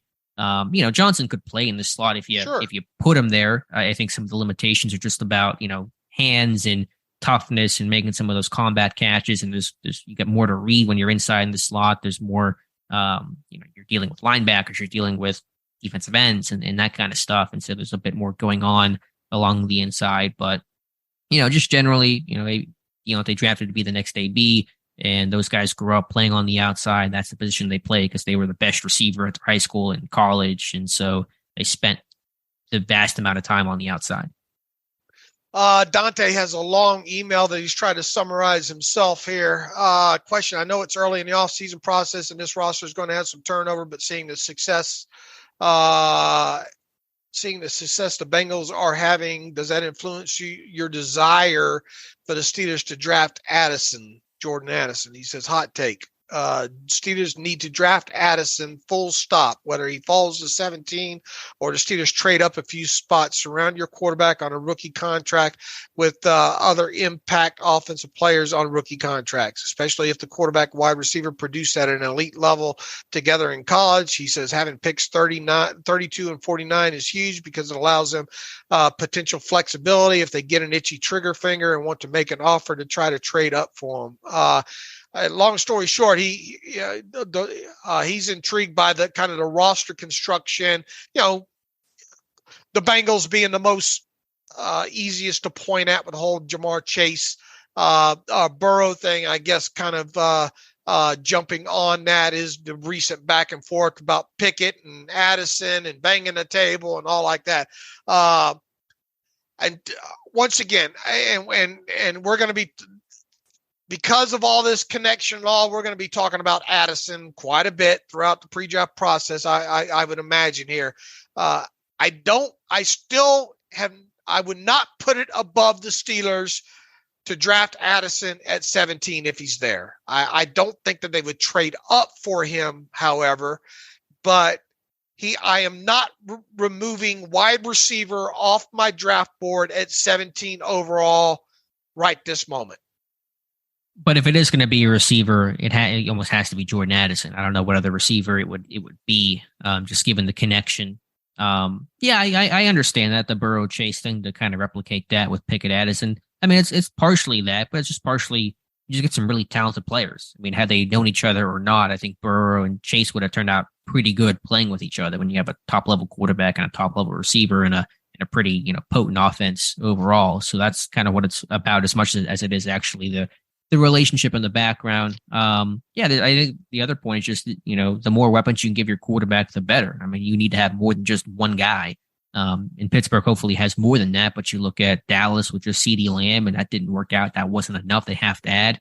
I think you can say the same about Buffalo with Stephon Diggs. They have to add more than just Diggs and they have some other guys in Knox and Davis, but a real, true kind of complement. And so the more weapons you give your quarterback, the better. So I understand that point. I just struggle with, is Addison really worth a 17th pick? I'm not there right now. Okay, fair enough. Let me throw this at you here. We'll see what happens, obviously, with Zach Gentry during this offseason process. There is a chance that he does not return, right? Sure. Right. All right. What happens if he does not get re-signed by the draft or ends up signing with another team prior to the draft?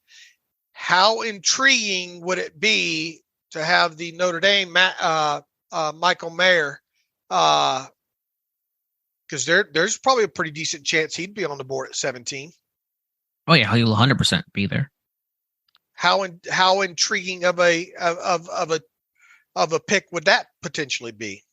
Not at 17. I think that's too early, just for the snaps he'll play, the role he'll play. If they lose Gentry, I understand your point, but if they do lose Gentry, they're just going to go sign a blocking tight end, a guy that's 6'8", in free agency probably. I think that's how they're going to replace it, because they value the size Gentry has against those 4-3, those even fronts like the Bengals, like the other teams they're going to face this year. I think they'll do kind of a 1-to-1 complement. But I understand your point. Like, if you're going to go all in on the run game, then get some really quality tight ends and do a Baltimore thing, do a Cleveland thing. It's not a bad idea, but I think they would just kind of go with a cheap, bargain bin version of Zach Gentry. All right.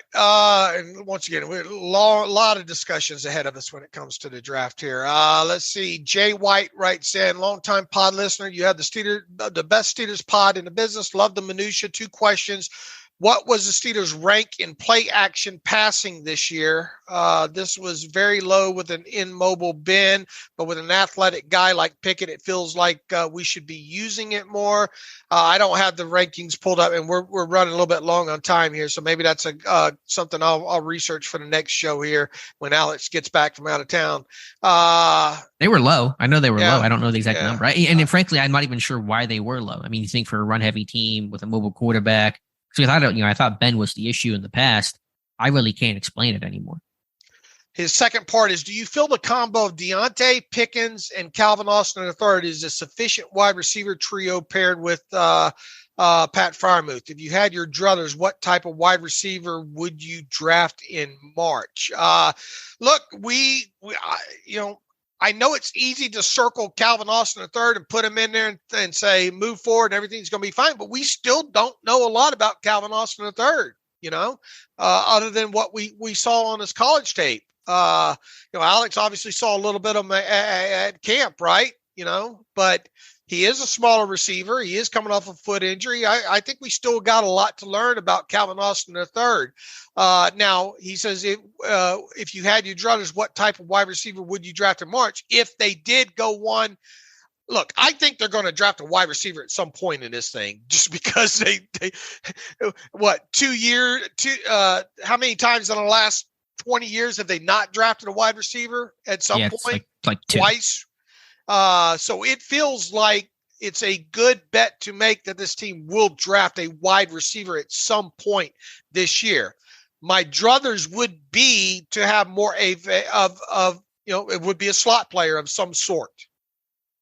Here's my dilemma when it comes to answering that question, because I've had this thought in my head. What type of receiver do you want? You have two options for slot guys. You got the big slot type, your Juju, your Cooper Kupp, what they tried with Chase Claypool, Chris Godwin, etc., or your kind of conventional slot type, the Calvin Austin, the Wes Welker, Edelman, twitchy, small kind of guy.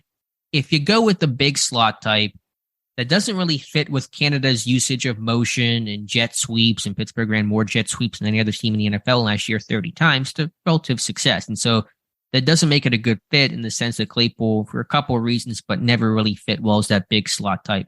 If you go with the other option, the conventional slot type, then what's the point? Because you already have Calvin Austin. You already have a Steven Sims. You already have a Gunnar Olszewski. It feels a little redundant. And so I'm kind of stuck of, what do you go with? Because one isn't a fit for your offense and the other is a fit for your offense, but you already have that. So what are you trying to accomplish? I don't know how to reconcile that.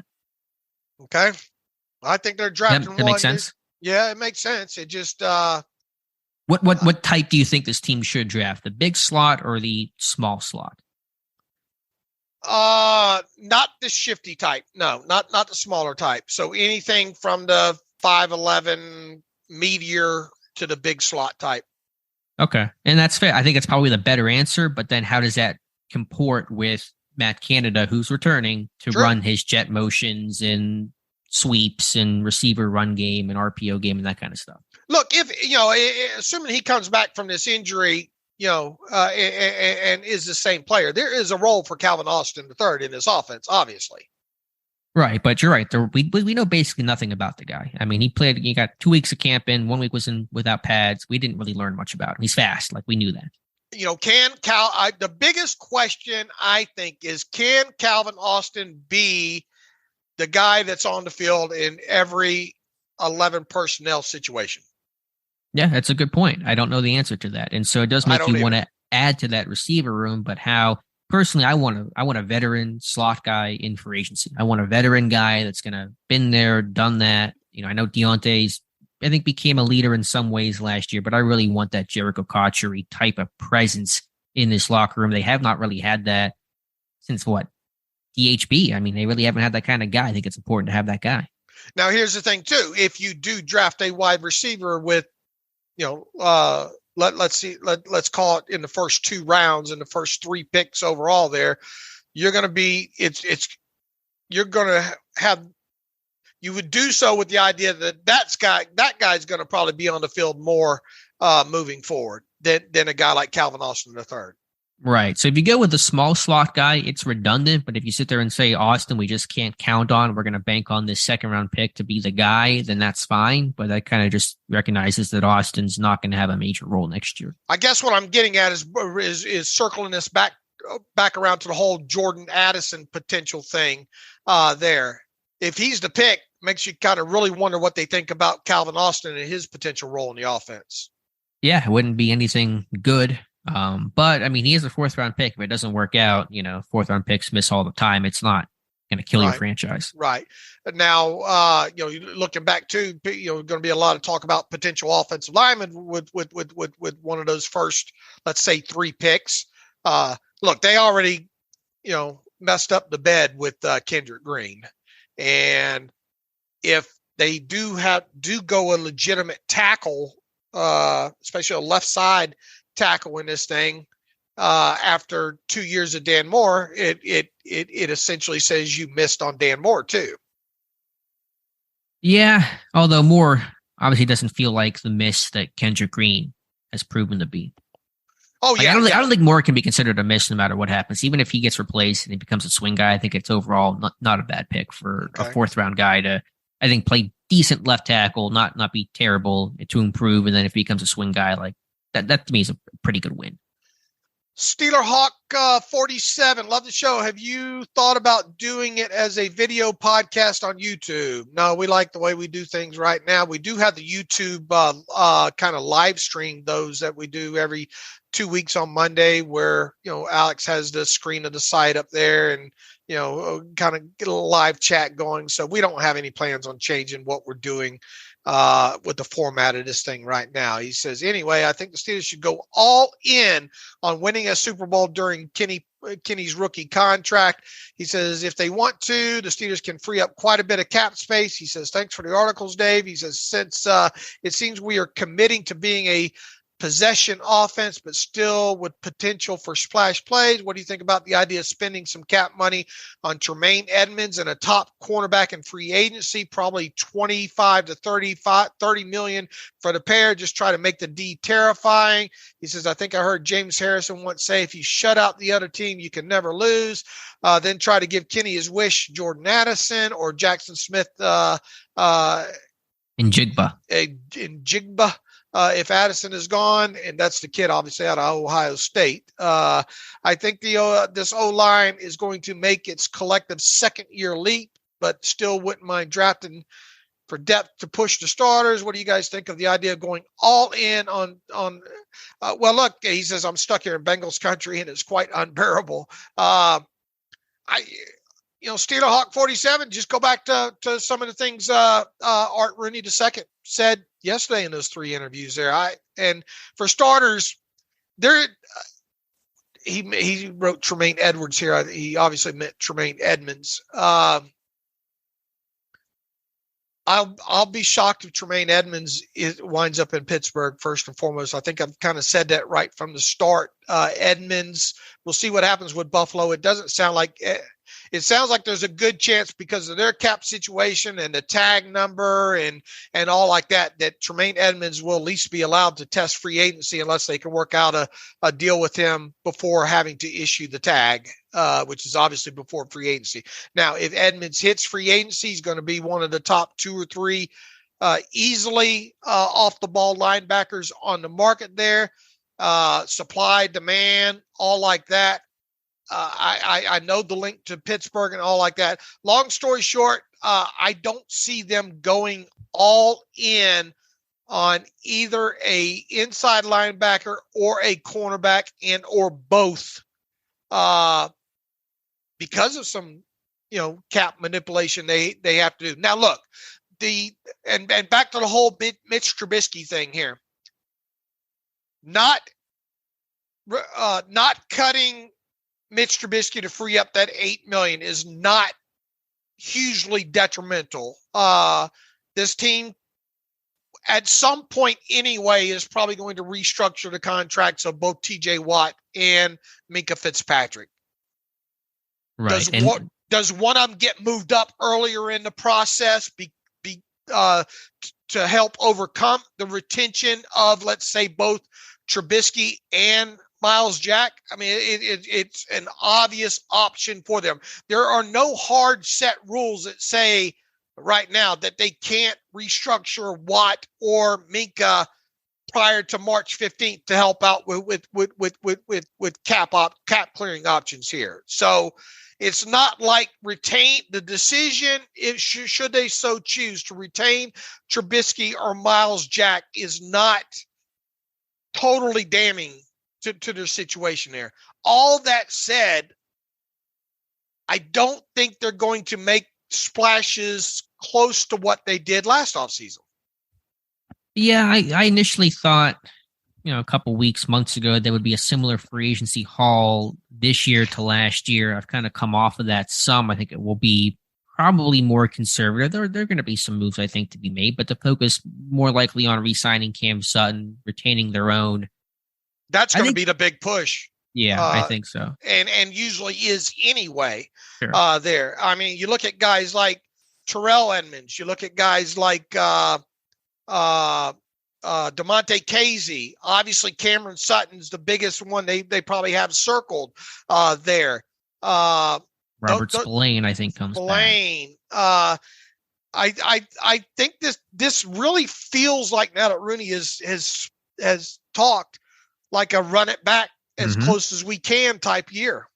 Yeah, because of the way they finished. Again, the calculation is we finished the year strong. Let's not change too much. It's a young group. Let's grow. Let's keep the pieces intact and, think we can compete next year. I can promise you that's the calculation. The other thing with Trubisky, why they're keeping him, is literally for that continuity's sake. So let's say you cut Trubisky, go sign a veteran guy. You don't know how he plays in your offense. You've never had to call plays for him before. You have the kind of the interesting perspective of a guy that was your starter. You kind of built your offense around. Now you're backup, but if he ever has to play, you know what he's about. He knows what your system's like. There's not that newness to we're kind of feeling out a new quarterback as he's coming into the game midway through a game because Kenny got hurt. So I think it's another reason why this team wants to hold on to Trubisky and probably will.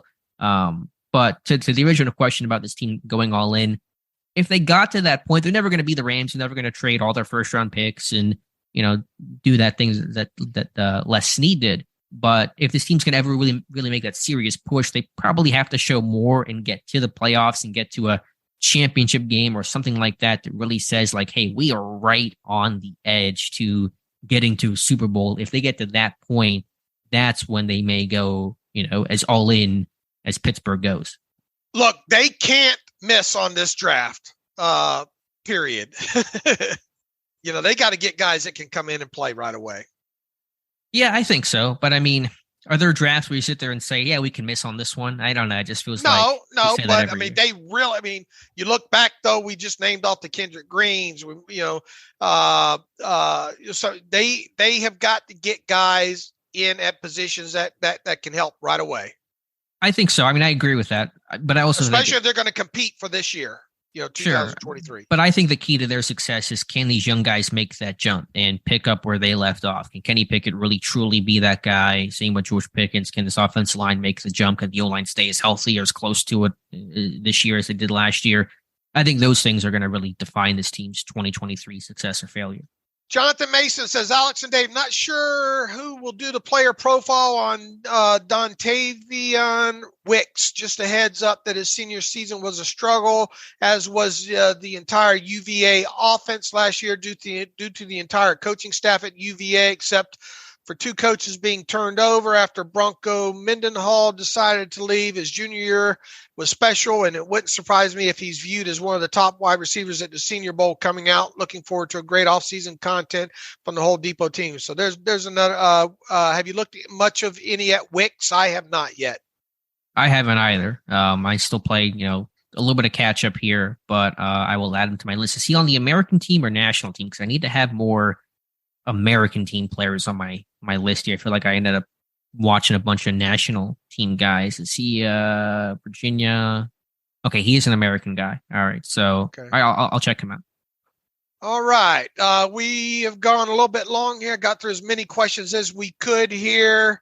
Real quick, Dwayne out says, first time emailing, but I've loved listening to the podcast. Thank you for teaching me so much about the game. I was born and raised in Latrobe, and Alex's training camp reports bring me back so many good memories of watching the Steelers there as a kid. All right, good.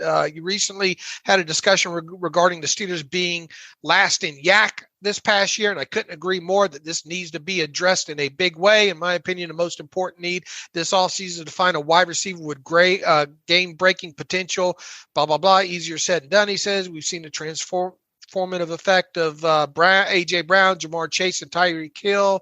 He says, I just finished watching film on the top 17 or 18 wide receiver draft prospects. We're looking for a guy who can, he says, Tank Dell from Houston could provides that. He's electric after the catch, quick as look. I'll tell you this once again, going back to yards after the catch. I don't care who you get that's good after the catch. If you keep throwing these curls, comebacks, and out routes, you're not going to be able to utilize the yak aspect of a player's profile there. So I think that's one of the many things, regardless of even if this team, let's say they don't draft any wide receiver or add any wide receiver and they expect Calvin Austin III to come back to this offense. The offense has got to be, schematics need to be worked into where they're having more, setting up more ability for these guys to make plays after the catch. That's the biggest aspect here of it all. Yeah, this offense, this pass game has to be more receiver friendly in terms of running more route combinations, fewer independent routes, which we've talked about for a while. Greg Cosell recently discussed. Has to offer more yak opportunity, has to continue with more of its stack and bunch sets they started to use more and more effectively the back half of last year, of 2022, the last, 6 weeks or so. Want to see that continue. Yeah, Tank Dell, he'll be at the Senior Bowl. Going to be watching him. Just had a report on him from Chandler Stroud. Obviously, size. There's a lot of small guys. He's $165. We'll see what he weighs in if he's added to his weight. That goes back to all right, you draft Tank Dell in the 3rd, 4th round.